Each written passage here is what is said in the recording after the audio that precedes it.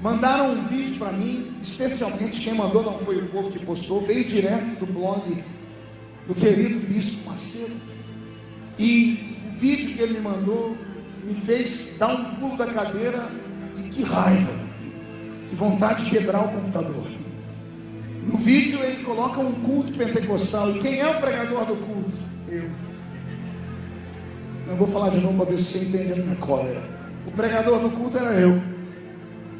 E no culto, Jesus está derramando a glória, a unção dele, os crentes pulam, falam em língua, saltam. E do lado ele abre um outro vídeo de um terreiro de macumba. E ele põe no vídeo do terreiro de macumba um monte de gente pulando também. Tudo que acontece no culto de cá, ele arruma uma cena no terreiro de macumba e põe de cá. O povo está pulando aqui no culto que eu estou pregando, ele põe gente pulando no terreiro de macumba. O povo está rodando, ele põe gente rodando no terreiro de macumba. O povo está caindo no chão, ele põe gente caindo no chão. E ele lança a pergunta: qual a diferença do culto pentecostal para um terreiro de macumba?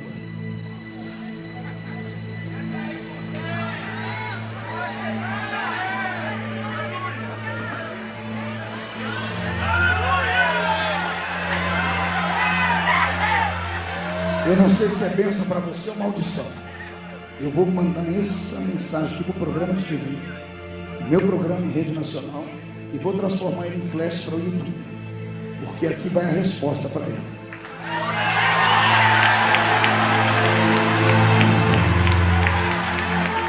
A resposta é muito simples.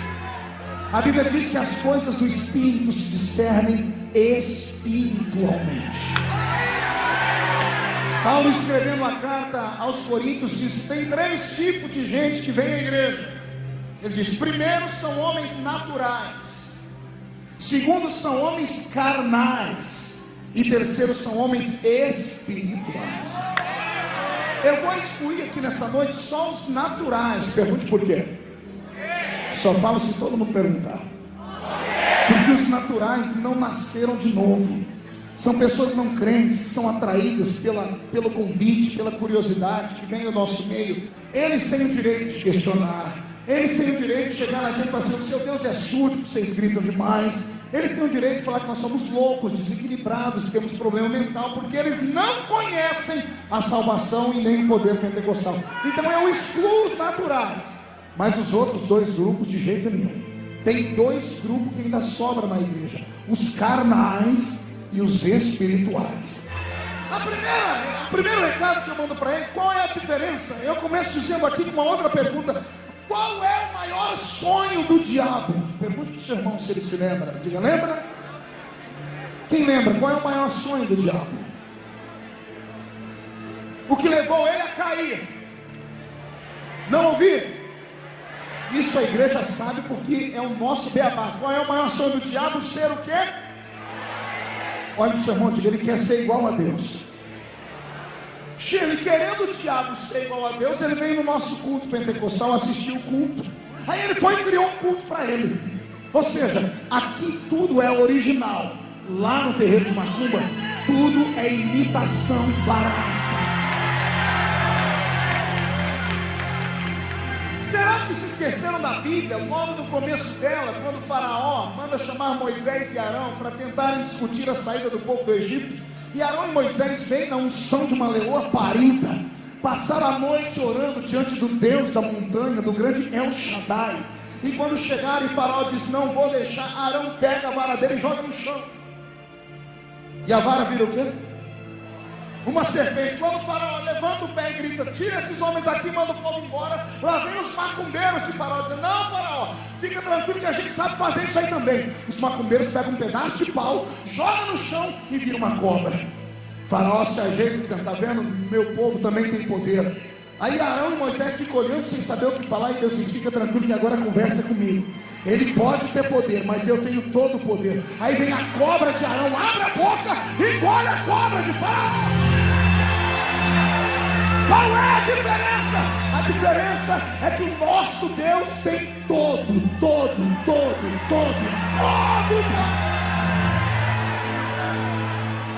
Qual é a diferença no Velho Testamento de um homem que, quando fica cheio do Espírito Santo, crava as mãos de um portão que pesava 3 toneladas na cidade de Gaza? Ele põe o portão nas costas e anda para o alto da montanha e joga o portão lá. Aí no Novo Testamento tem um homem dentro de um cemitério que Jesus vai visitar. Ele chama-se, a Bíblia chama ele de endemoniado de Gadara ou Gadareno. Quando a Bíblia diz que Jesus entra no cemitério, o narrador fala: e havia um homem que morava nas sepulturas, que nem as correntes prendiam o seu braço, ele arrebentava as correntes. Nós temos um super-homem no Velho Testamento, cujo nome é Sansão, e temos um super-homem no Novo Testamento, que é o Gadareno. Qual a diferença dos dois? Porque os dois têm poder e fazem coisas que um homem comum não faz. Pergunte para mim qual a diferença, pastor. A diferença é que quando o diabo está imitando, entra dentro do cemitério e Yeshua Hamashia. Não entendeu? Eu vou repetir. Entra dentro do cemitério o dono do poder. Quando o diabo que quebra a corrente vê o dono do poder chegar, ele se curva e diz: que tenho eu contigo, o filho de Davi, vieste já para me prender antes do tempo. Tem uma mulher no Velho Testamento com a janela aberta da sua casa, ela está olhando para o povo, e de repente passa um homem que chama a atenção dela, não pela beleza, não pelo perfume, mas pela santidade. Havia uma áurea de santidade nele. Ele passa o segundo, o terceiro, não sei quantos dias. Um belo dia ela grita ele da janela, ela diz: ei, Senhor, vejo que tu és um homem de Deus. E ele entrou dentro da casa dela e abençoou ela, fez um quartinho em cima da casa dela para ele. Quem lembra dessa história? Aí no Novo Testamento tem 2 pregadores, Paulo e Silas, andando numa cidade, e vem uma mulher que tem uma revelação: eu vejo que vocês são homens de Deus. E ela vem gritando dias após dias: ei, parem para ouvir, porque esses homens são mensageiros de Deus, são homens de Deus. Qual a diferença? Pergunte, qual a diferença, pastor? As 2 mulheres tiveram a mesma revelação, olharam e viram Deus no homem. A diferença é que no Novo Testamento, quando Paulo percebe quem é que está adorando, quem é que está falando aquelas coisas, ele para e diz assim: Satanás, Deus não precisa ser glorificado pela sua boca, porque ele já tem a igreja para glorificar o nome dele. Sai dela! Eu quero dizer a você que o diabo é um grande imitador, e quem não compreende as coisas do Espírito vai ficar escandalizado mesmo. Quem não compreende as coisas do Espírito vai olhar para algumas pessoas, como eu vi acontecer aqui nesse culto.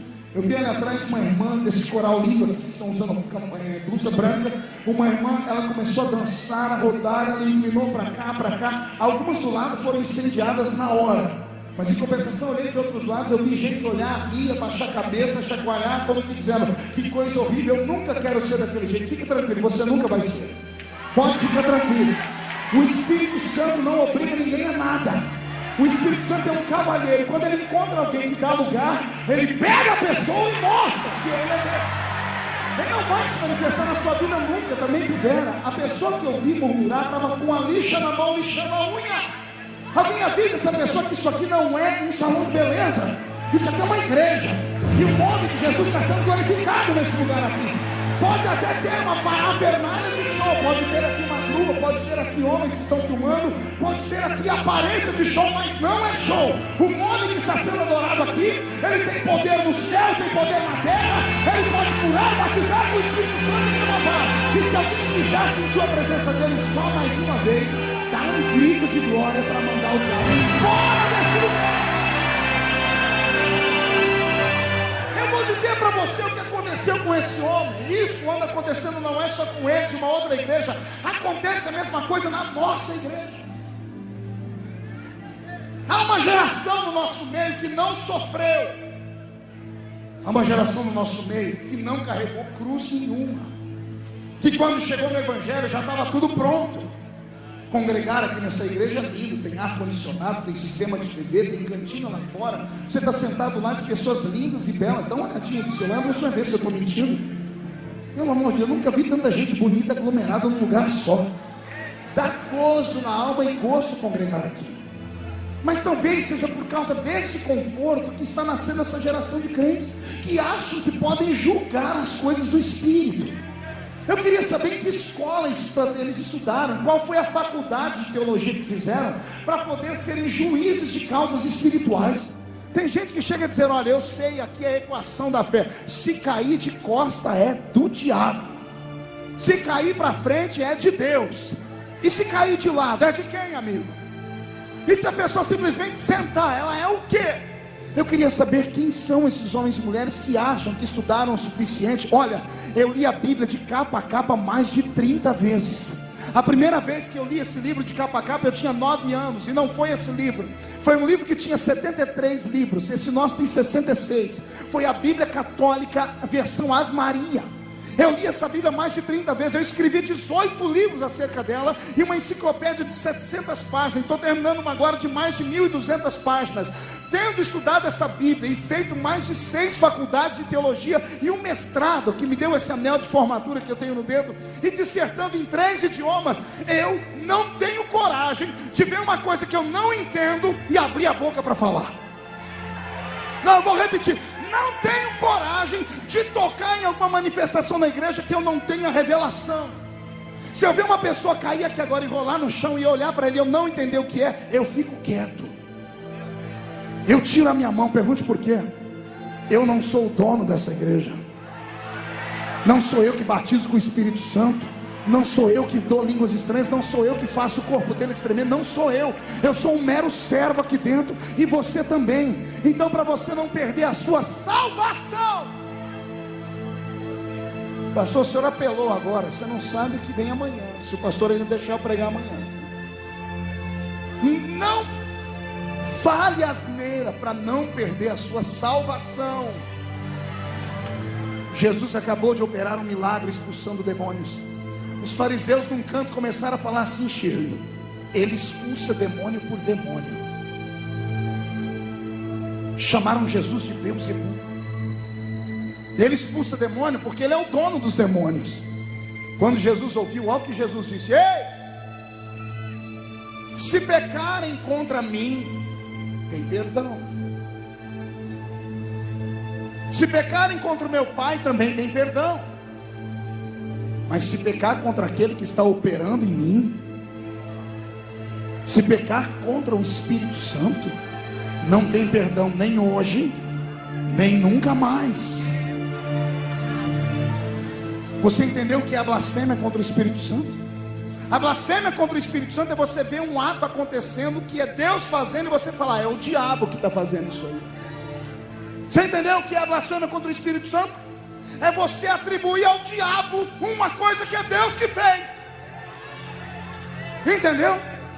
Pois ontem, esse senhor que eu acabei de citar baixou uma outra encíclica dizendo que há um anti-espírito operando nas igrejas pentecostais. E ele diz: é um espírito do diabo que se manifesta no culto pentecostal e faz os crentes fazerem trejeitos igual acontece no terreiro de Macumba. Eu não sou juiz do meu irmão, mas uma pessoa que fala uma asneira dessa, ela perdeu o bom senso. Ela chegou num ponto que ela acha que ela é Deus. Não, ela tem certeza que ela é Deus. Porque para julgar uma igreja como a nossa, que é pentecostal há 100 anos, só nesse país, que tem mais de 160 mil templos, e tem mais de 15 milhões de crentes que transbordam do Espírito, que transpiram azeite, que quando abre a boca para falar, as pessoas riem, só tem 2 dentes, o zagueiro e o atacante. Mas quando começa a orar, começa a sair línguas que ninguém consegue entender.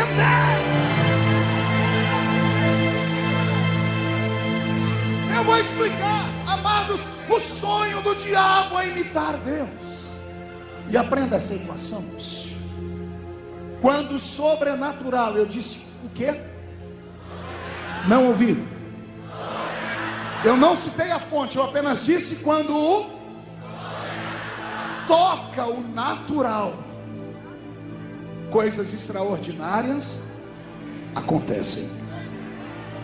Você entendeu o que eu disse? Eu não citei a fonte. Eu disse que quando o sobrenatural toca o natural, acontecem coisas anormais. E tanto Deus quanto o diabo vivem numa esfera sobrenatural. O que é uma coisa sobrenatural, pastor? É aquilo que foge à esfera humana. Deus é espírito, o diabo também é espírito. O diabo, ao ser feito, foi feito numa quinta grandeza maior do que todos os demais anjos. E, portanto, ele tem poder, porque a Bíblia diz que o dom é dado sem arrependimento. Quando o espírito do diabo toca uma pessoa e quando o espírito de Deus toca uma pessoa, ambas as pessoas começam a fluir em manifestações inexplicáveis. Não subestime o diabo. Não tenha medo dele, mas não subestime o diabo, porque ele tem poder. E eu disse para você não ter medo dele, porque aquele que está em você tem todo o poder. Porque se o diabo vai na Bahia e levanta um que grava 1 milhão de cópias, Deus olha para o diabo: você acha que você é o todo-poderoso? Vai Deus lá na Bahia também e pega um ex-batedor de Olodum e vai no ouvido dele e diz assim: escreve essa letra aí, ó. Eu te amo tanto, tanto, tanto, tanto. Ah, você não entendeu? Eu vou falar. Eu te amo tanto, tanto, tanto, tanto. E começa a cantar e daqui a pouco vende 1 milhão de cópias também. É Deus dizendo ao diabo: enquanto você vem com a farinha, eu já estou com a polenta pronta. Se o diabo tem os seus ungidos, Deus também tem os ungidos dele. Se o diabo tem uma Lady Gaga que canta e encanta, o meu Jesus tem uma Lady Shirley Carvalhais, que quando canta mexe com a nossa alma. Eu quero que o diabo vá se lascar no inferno, porque a glória que habita nesse complexo assembleiano é ilimitada.